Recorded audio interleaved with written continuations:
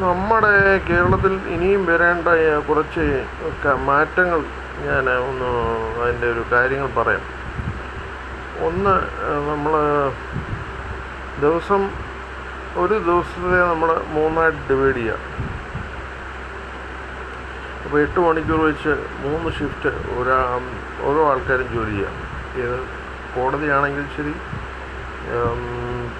എന്ത് ഓഫീസാണെങ്കിലും ശരി, എന്ത് കടകളാണെങ്കിലും, എന്ത് റീറ്റെയിൽ യൂണിറ്റ് ആണെങ്കിലും, എന്താണെങ്കിലും ശരി. അപ്പോൾ 3 പേർക്ക് ആ ഒരു ഇതിൽ ജോലി കിട്ടും 8 മണിക്കൂർ വെച്ച്. പിന്നെ എല്ലാവരും 4 മണിക്കൂർ വെച്ച് 4 ദിവസം വെച്ച് ഓരോ ആഴ്ചയിലും ജോലി ചെയ്യാം. അപ്പോൾ ആഴ്ചയിൽ 4 ദിവസം ജോലി, പിന്നെ 8 മണിക്കൂർ വെച്ച്, അതപ്പോൾ 32 മണിക്കൂർ ജോലി ചെയ്താൽ മതി. അപ്പോൾ ബാക്കിയുള്ള സമയം എന്തെങ്കിലും അപ്സ്കില്ലിങ്ങിനും ബാക്കിയുള്ള കാര്യങ്ങൾക്കൊക്കെ വേണ്ടി ഉപയോഗിക്കുക. അപ്പോൾ അതാണ് ഞാൻ പറഞ്ഞു വരുന്നത്. പിന്നീട് വേണ്ടത് നമ്മൾ സ്പോർട്സ് ടൂറിസം.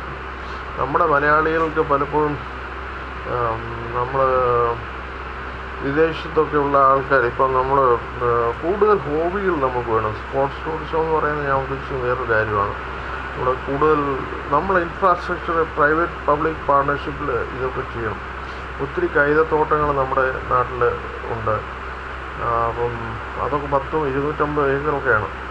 അത്രയും സ്ഥലം ഒന്ന് പാട്ടത്തിനെടുത്ത് എന്തുകൊണ്ട് അതിനെ ഒരു ഗോൾഫ് കോഴ്സായിട്ടോ അല്ലെങ്കിൽ കുതിര പന്തയമൊക്കെ നടക്കുന്ന പുതിയ horse race club, Mahalakshmi race course പോലെ. അപ്പോൾ അങ്ങനത്തെ സംഭവങ്ങളൊക്കെ ആയിട്ട് മാറ്റുക. പിന്നെ ബേസ്ബോൾ പ്രചാരത്തിൽ കൊണ്ടുവരും.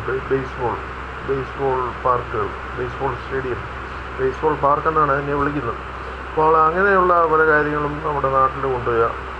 പിന്നെ ടെന്നീസ്, പിക്കിൾ ബോൾ, ഇങ്ങനെയൊക്കെയുള്ള പല സ്പോർട്സുകളും ഒക്കെ കൊണ്ടുവരിക. പിന്നെ കൂടുതൽ ഓഫ്ലൈൻ ക്ലബ്ബുകൾ കൊണ്ടുവരിക.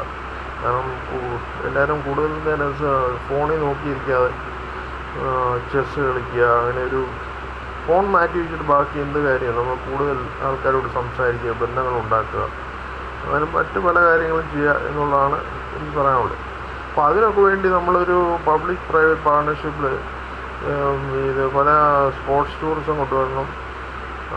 ഈ പറയുന്ന കാര്യങ്ങളെല്ലാം ചെയ്യാവുന്നതേ ഉള്ളൂ. അതിനൊരു വിശദമായിട്ടുള്ള സർക്കാർ നമ്മുടെ കേരളത്തിൽ വരണം, അല്ലെങ്കിൽ സർക്കാർ ജനങ്ങളുടെ അഭിപ്രായം സ്വീകരിക്കണം. അപ്പോൾ അങ്ങനെ സ്വകാര്യ മേഖലയിൽ നിന്നും കൂടുതൽ വ്യവസായികളും ഓൺട്രപ്രണേഴ്സും ഒക്കെ വരട്ടെ എന്ന് ഞാൻ ആശംസിക്കുന്നു. ഓക്കെ.